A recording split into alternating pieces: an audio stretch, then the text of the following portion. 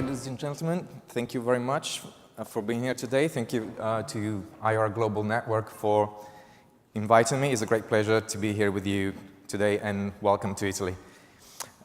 Before I start, let me tell you that the views that I'm going to express today will be entirely my own and elaborated in my capacity as the founder of the business that you see there, Country Risk Intelligence, which specializes in country risk assessment in various geographies. Since I'm addressing a primarily international audience, I thought I could do better than just boring you to tears with the usual cliches on the Italian economy, and decided to guide you through some unsuspected strengths and weaknesses, of course, of this country. As we all know, this is a fascinating country, and sometimes it gets misinterpreted, if not partly analyzed. And let me tell you right from the onset, the fault for this is entirely our own and falls right on our shoulders. Take human capital, for example.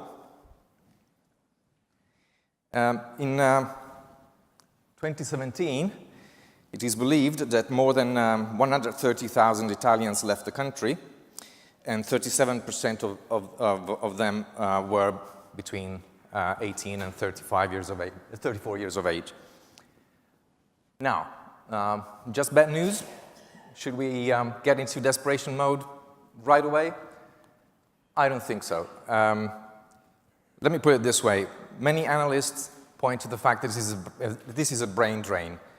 And this is a very legitimate way of looking at it, of course.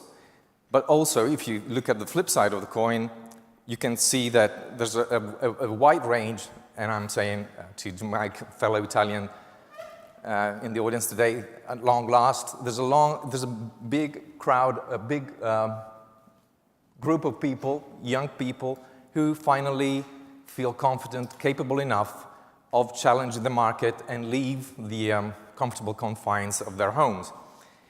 And also considering that this is a country where, for whatever reason, youngsters leave their families of origin at a later age compared to other European peers, so these should be welcome news. There are two other aspects on this specific news that I want to draw your attention on. Where do these people come from, the guys who left the country? Now, most of those 130,000 Italians who left the country are from Veneto and Lombardy, the two wealthiest regions in Italy and among the wealthiest regions in Europe. So my question is, are these 21st century migrants bolting the country out of despair? I'm not too sure about it. And the other thing I want to draw your attention on is the real performance of our education system.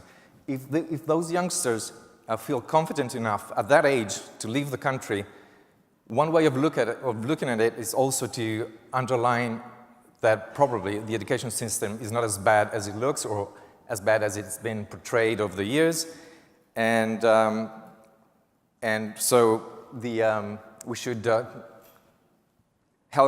hold our head up high on this specific topic as well.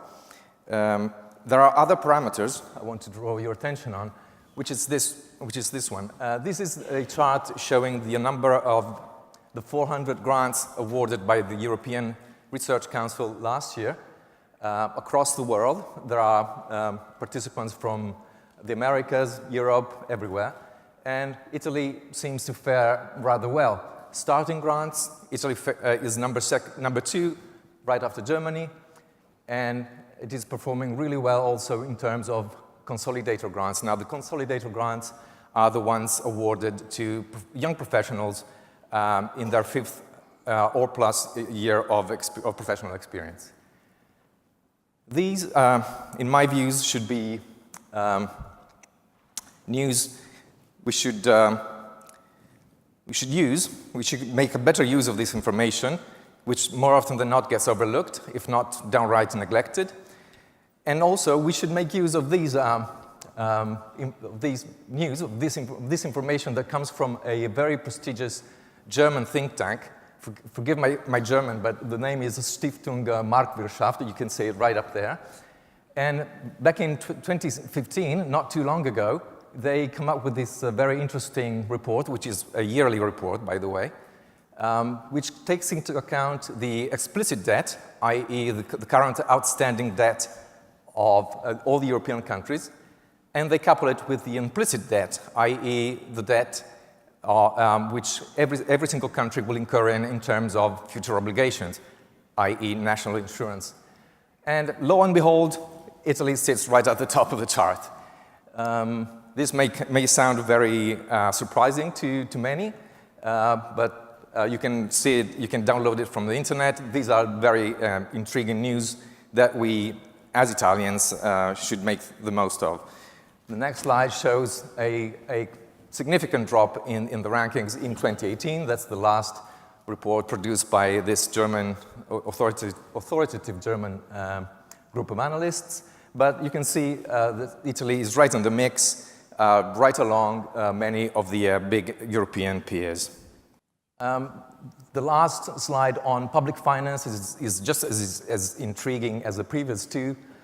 This comes from the European Union Commission, and it's a fiscal sustainability report. Again, this is a yearly report which the European Commission produces every year, and it talks about long-term sustainability of public finance. And you can see right where the arrow, the blue arrow is, Italy is right in the mix. On the y-axis you have the cost of aging, and on the x-axis you have the initial budgetary position. All in all, Italy is not in a good, according to the European Commission, not in a bad position from a fiscal standpoint. It is in a very good position in terms of having the right measures in place to face the cost of aging. So, we've seen so far that Italy performs rather well in terms of human capital. Our science students are doing extremely well, as we saw just now. We also saw that a group of qualified analysts from Germany believe that our public finances are on solid footing. And we also see that no other than the European Commission itself believes in its long-term fiscal report that our long-term debt sustainability is rather good. So, shouldn't we be starting to change our own narrative about our own country? Or shouldn't this valuable information be used by any savvy Italian politician? Well, unfortunately, this hasn't been the case so far. Is it because we don't speak English? We rate a paltry 34th in the world in terms of English knowledge. Should it be because we're not too good in terms of financial literacy, as this chart shows? I don't want you to read all the brackets, but you can see from the colors, from the pale green, that Italy is not performing too well in this respect. Or should it be, or is it because the very notion of savvy Italian politician sounds like a contradiction in terms around here? Well, regardless of the answer to these questions, the problem is that we lack self-belief. And so much that even foreigners believe in Italy more than we do. You can see it in this slide. Sorry, it's in Italian, but you can see on the right-hand part of the picture that foreigners believe in Italy much more than we do. There's a 10% differential, which is quite significant. So, I'm going to guide you now through some of the reasons why we lack self-belief. Number one is attitude. Sorry for the Italians in the audience. Myself, I'm Italian, so no bias here. I think we are a provincial and parochial society. We speak more than 90 dialects. You can see it in this slide. I don't want you to read, but these are the numbers of dialects on top of the Italian language that we speak. And in my view, the reason we still speak this huge amount of dialects is because a good chunk of our population is born, lives, and dies in the same small town when they were born. We're not a unified country, are we? I mean, we can see it every day, socially, culturally, politically, and this does not bode well for feeling like a unified country. Also, one of the reasons why we don't feel like a unified country, in my view, and we have a hard time understanding the existence of the common good, of a higher common good, is because the real unifying authority we had on our territory historically has been the church rather than the state, and this has made life much more difficult for the latter to take its natural role. And last but not least, distrust. Probably many of the Italians in the audience would agree with me. We don't trust each other. That's bad socially, but it's even worse at a policy-making level, because this results in over-regulating every aspect of our life, with the consequence of basically grinding our engine to a halt. And this is quite in stark contrast to what happens in the Anglo-Saxon world, Anglo-Saxon world, where there's a much stronger civic sense. There's an understanding of the public good, and more importantly, that makes for a much easier business environment. So, a recipe for disaster? Again, not so fast. We have attitude problems, no belief in common good, and mutual distrust. But the flip side of the coin speaks of a patchwork country, but a patchwork country with a number of small district/metropolitan areas, which have always been very good in terms of export, in terms of net worth and disposable income, in terms of willingness to endeavor. I was talking about Lombardy and Veneto. Those are two regions where the entrepreneurial rate is at the highest in Europe. Many of the investors who invest, we'll see that later, who invest in Italy find the managerial skills of this country good enough to be trusted and to invest millions in this area. And I also want to point your attention to the contratti di rete, which are network contracts, which is a pretty recent system whereby local expertise can be pulled together to reduce cost, to share knowledge, and eventually to face with a stronger muscle the international markets. So the flip side of the coin, as I was saying just now, investors do come to Italy. They come in with millions of dollars, with millions of euros. They invest greenfield. I don't want to run through the list, but you can see all the big players investing in greenfield in Italy, either up north in central Italy or down south. But they also invest, they come in with shareholding participations. We are number one in Europe for US and German capital inflows. Last year, there's been a number of acquisitions, important acquisitions in strategic sectors, as you can see them there. So this flip side of the coin I'm talking about, in my view, has been strongly acknowledged by the markets. And the good news is that there's more to come. We see, I just listed a number of promising sectors, in my view, in which to invest. Number one, smart cities. We have no less than 370 municipalities who have at least one digitalization project ongoing across the country in things like district heating, smart mobility, diesel engine phase-out, energy access. We have, of course, the prototypical wine sector, Prosecco on the double, because over the last 9 years, the Prosecco district has doubled sales and price, showing a huge upside in terms of price adjustment. There's the real estate sector, as we saw in the previous slide, but also of great interest to pension funds. We have German and Dutch pension funds coming in Milan to buy valuable real estate. Italy ranks number 3 according to a recent report by the World Bank in terms of regulatory framework, friendly regulatory framework, and energy accessibility. Tourism, again, a prototypical sector of Italy, but very interesting if you look at museums.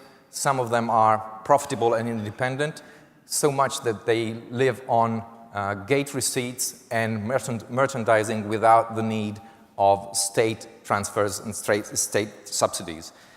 The pharmaceutical sector, many operators I've been talking to consider the Italy as a big place for a European hub for becoming a European hub in terms of clinical studies. And then last but not least, the nutraceutical sector, which is the second market worldwide after the US. It's considered to be a 3 billion market right now and growing. Moving quickly to my closing remarks, we've seen that Italy lives on small districts, small but strong metropolitan areas. So the future of those areas, in my view, in Italy and elsewhere, is bright. Why do I say so? Because most of these areas are built on solid ground, because they're born of the long-lasting common desire of accessing better services, job market, and eventually better opportunities even for the future generations. They're better equipped to tackle big problems like environmental pollution, affordable housing, and energy access. Accountability, that's probably the number one factor. No other form of government has this asset, because small areas are much more accountable than governments at national level or multilateral organizations. They're growing bigger. Probably most of you know that metropolitan areas will be the place where more than 75% of the population will live in just 10 years' time. And also, I wanted to point your attention to the economic and political clout of these areas. Take the US, for example. In spite of the US-China trade war, cities like Chicago, Washington, Boston, and LA have recently awarded huge long-term contracts to Chinese companies to provide rolling stocks for their local transportation sector. Coming back to Europe, even in the UK and Italy, with London and Milan, perhaps, actually, no doubt about it, no El Dorados, but still capable of attracting hundreds of thousands of people, and perhaps representing, not surprisingly, the last bastion against populist stances. In conclusion, these features above will make several metropolitan areas around the world strong and nimble. This is a huge opportunity for Italy, because we made a living on those strong and nimble markets. So it is up to us to embrace the challenge, pay our dues, and get credit for it. Thank you very much.